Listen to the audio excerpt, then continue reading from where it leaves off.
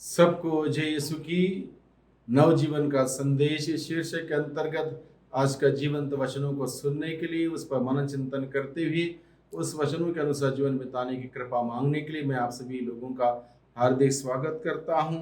आज अगस्त की 5 तारीख है, शनिवार है और आज के दिन में बहुत ही सुंदर वचन प्रभु हमारे सम्मुख रखता है।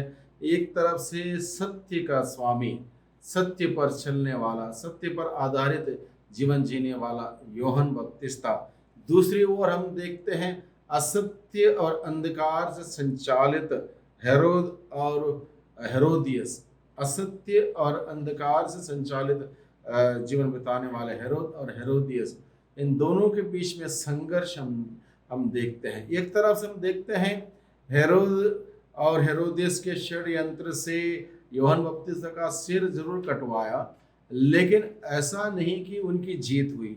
जीत हमेशा सत्य की होती है। आज भी यूहन्ना बपतिस्ता का सत्य आज भी विद्यमान है। जो नबी थे, सत्य उसने बोला, वो डरा नहीं, हिम्मत नहीं हारे और उसके वजह से प्राण उसको त्यागना पड़ा, लेकिन सत्य डूबा नहीं, सत्य दबा नहीं। यह संदेश आज का सुसमाचार के द्वारा हम सबों को सम्मुख रखा गया है। यानी कि आज के परिवेश में भी अगर सत्य बोलने पर खतरा हमारे सिर पर मंडराता है, हमारे आसपास खतरा मंडराता है, हम डरे नहीं, हिम्मत ना हारे। सत्य कभी डूबता नहीं, सत्य कभी मरता नहीं, सत्य कामयाब रहेगा, हमेशा बुलंद तरीके से आगे बढ़ता रहेगा। झूठ हमेशा डूबेगा, बर्बाद कर देगा, नुकसान कर देगा, खत्म कर देगा। इसलिए इस बात को हम समझें। आज के सुसमाचार में हम देखते हैं उस समय राजा हेरोद ने ईसा की चर्चा सुनी और अपने दरबारियों से कहा, यह यूहन्ना बपतिस्ता है। वह जी उठा है क्योंकि वह महान चमत्कार दिखा रहा है। हेरोद ने अपने भाई फिलिप की पत्नी हेरोदियस के कारण यूहन्ना को गिरफ्तार किया और बांधकर बंदी गृह में डाल दिया था, क्योंकि यूहन्ना ने उससे कहा था उसे रखना, यानी कि हेरोदियस का रखना आपके लिए उचित नहीं है। यूहन्ना ने सत्य बोला और राजा को सचेत किया, ये ठीक नहीं है, उचित नहीं है, अच्छा नहीं है, अपने भाई की पत्नी को अपने साथ रहना अधर्म है, ये बुरा है। लेकिन हेरोद उस बात को सुनते हुए भी, उस सत्य को जानते हुए भी सत्य से असत्य से दूर होना नहीं चाहता था, उस सत्य को अपनाना नहीं चाहता था, बल्कि हेरोदियस से ज्यादा प्रभावित हुआ, जो कि बुराई का जड़ है। और यूहन्ना को भले ही वो नबी मानता था, क्योंकि लोग भी नबी मानती थी और उसका वचन सुनना अच्छा लगता था, फिर भी यूहन्ना का कुछ नहीं कर सकता था। लेकिन एक बार ऐसा हुआ कि ऐसा षड्यंत्र रचा कि हेरोदियस की बेटी ने नृत्य किया, राजा मंद मुक्त हुए, सारे होश हवास खो दिया और ऐसे ऐसे ऐलान कर दिए, जिसके वजह से यूहन्ना बपतिस्ता को अपना सिर गंवाना पड़ा, अपनी जान कुर्बान करनी पड़ी। तो इस प्रसंग के माध्यम से हम लोग क्या सीखते हैं? नबी का कार्य, पहली बात है नबी का कार्य सच बोलना। नबी कभी समझौता नहीं करता, कॉम्प्रोमाइज नहीं करता, जो है वो प्रस्तुत करना, भले ही उसके बाद उसको दिक्कतों का सामना करना पड़ जाए, जान तक कुर्बान करना पड़ जाए, उसको करना पड़ेगा, क्योंकि सत्य को हम दबा के नहीं रख सकते, सत्य को प्रकट करना जरूरी है। और यही काम यूहन्ना बपतिस्ता ने किया, सत्य को प्रकट किया, नबी का कार्य किया उसने। और दूसरी बात हम सीखते हैं, अच्छे लोगों के पीछे बुरे लोग पड़े रहते हैं। अच्छे लोग, अगर कोई अच्छा व्यक्ति है उसके पीछे बुरे लोग पड़े रहते हैं।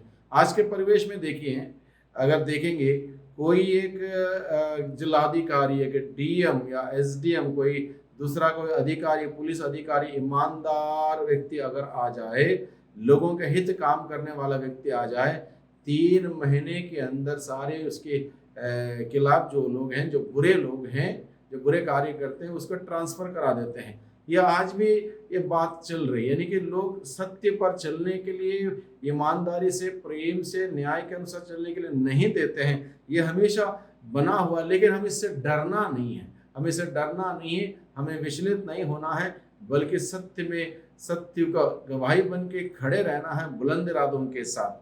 तीसरी बात, आज के दिन में हमें सीखने के लिए ज़रूरी है।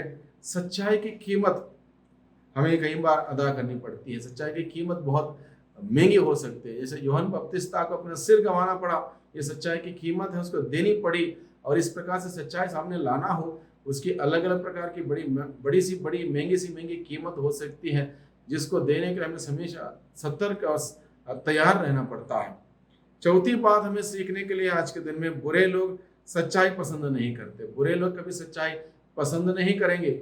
अगर उनके सामने सच्चाई बोली जाएगी, बहुत कड़वी हो जाएगी। सच्चाई को हर व्यक्ति सुन नहीं सकता, हर व्यक्ति ग्रहण नहीं कर सकता। सच्चाई लोगों के लिए कड़वी इसलिए होती है क्योंकि असत्य, झूठ, अंधकार उनके लिए अच्छा लगता है, इसलिए सच्चाई उनको खटकती है। और ये बात हम आज के सुसमाचार के द्वारा समझ सकते हैं। सत्य की आवाज असत्य की शक्ति से अधिक ताकतवर होती है, ये बात हम समझें। सत्य की आवाज असत्य की शक्ति से अधिक ताकतवर होती है। सत्य की फुसफुसाहट असत्य के धूम धड़ाके से ज्यादा लोगों को सुनाई देता है। यूहन्ना बपतिस्ता का सत्य का सर शरीर से अलग कर दिया गया, परंतु वह आज भी हेरोदियस जैसे लोगों से चुनौती प्रस्तुत कर रही है और करती रहेगी। प्रभु ने कहा, जो पाप करता है वह पाप का दास है। राजा हेरोद अपने ही बुरे आदतों का शिकार था। हेरोद जानता था कि वह गलत कार्य कर रहा था, परंतु उससे छुटकारा नहीं कर पाया। प्रभु का वचन हमें इन्हीं बातों के विषय में सावधान करता है कि हम दोहरे गलती में ना फंसे। हेरोद अपने आप को इतना विवश बना लेता है कि उसे गलती ही सही लगने लगता है। यूहन्ना बपतिस्ता सत्य की राह पर चलता तथा सत्य का साक्ष्य देना ही अपना कर्तव्य मानता है। हम भी ऐसा ही यूहन्ना बपतिस्ता के भांति सत्य के मार्ग पर चलें, सत्य को प्रकट करें, सत्य को घोषित करें। उसी को बरकरार रखने के लिए, उसके अनुसार जीने के लिए हम अपने जीवन को प्रभु के हवाले कर दें। प्रभु हमारा संचालन करेगा, अगुवाई करेगा, मार्गदर्शन करेगा, हिम्मत साहस देगा।